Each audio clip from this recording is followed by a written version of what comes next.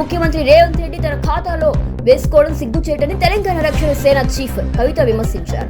ఆదివారం విడుదల చేసిన వీడియోలో ఆమె ప్రభుత్వంపై తీవ్ర స్థాయిలో విమర్శలు గుప్పించారు.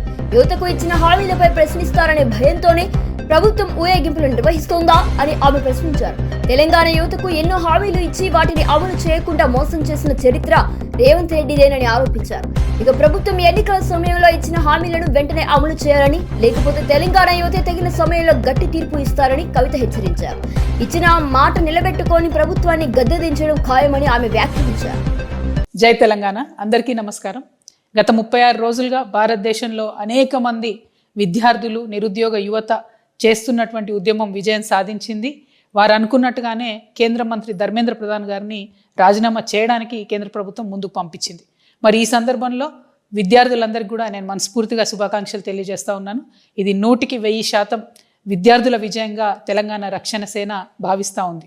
మరి విద్యార్థుల విజయాన్ని కంప్లీట్గా తన ఖాతాలో వేసుకోవడానికి మన రాష్ట్ర ముఖ్యమంత్రి గారు రేవంత్ రెడ్డి గారు ప్రయత్నం చేయడం అన్నది నిజంగా చాలా సిగ్గుచేటు. నిన్న సాయంత్రం హైదరాబాద్లో దాదాపుగా 3-4 గంటలు కొవ్వొత్తులు పట్టుకొని కాంగ్రెస్ పార్టీ శ్రేణులంతా కూడా నగర వీధుల్లో ఊరేగడం అన్నది చాలా సిగ్గుపడాల్సిన విషయం.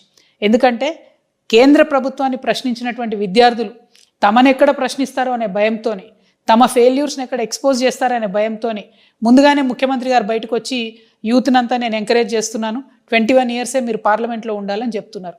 సంతోషం, మంచిదే. ఎట్లుందంటే ఇది కాంగ్రెస్ పార్టీ పరిస్థితి 1000 ఎలుకలు తిన్న పిల్లేట కాశీయాత్ర పోయిందట.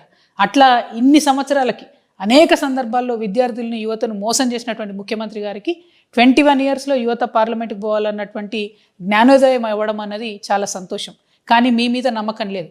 మీరు ఏ బిల్లు అసెంబ్లీలో పెట్టినా దాన్ని పాస్ కాకుండా కేంద్రంతో లాలూచిపడి ఆపుతున్న విషయం ఈ రాష్ట్రంలో బీసీ ప్రజలకు బాగా తెలుసు. ఈ రాష్ట్రంలోని ప్రజలందరికీ కూడా ఆ విషయం బాగా తెలుసు. సో మీరు 21 ఇయర్స్ బిల్లు పెడతామంటే నమ్మడానికి ఎవరు లేరు. అదేవిధంగా మీరు యువతకి ఇచ్చిన అనేక హామీలు, అది 2 లక్షల ఉద్యోగాలు అయితేనే ఏంటిది, నిరుద్యోగ భృతి అయితే ఏంటిది, జాబ్ క్యాలెండర్ అయితే ఏంటిది, ఆఖరికి స్కూల్ పిల్లలకు కనీసం ఇవాళ యూనిఫామ్ లేనటువంటి పరిస్థితి ఉంది. బ్రేక్ఫాస్ట్ పెడతామన్నారు, అది పెట్టకుండా ఉన్నటువంటి పరిస్థితి ఉంది. ఫీ రియంబర్స్మెంట్ ఇస్తామన్నారు, అది ఇయ్యనటువంటి పరిస్థితి ఉంది.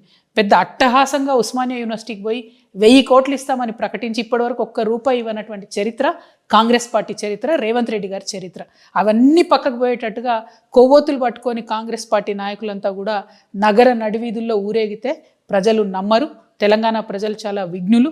ఖచ్చితంగా సమయం, సందర్భం వచ్చినప్పుడు ఇదే విద్యార్థి లోకం, ఇదే యువలోకం అంతా కూడా మీ ప్రభుత్వాన్ని దించుతారనే విషయాన్ని నేను తెలియజేస్తా ఉన్నాను. Thank you. జై తెలంగాణ.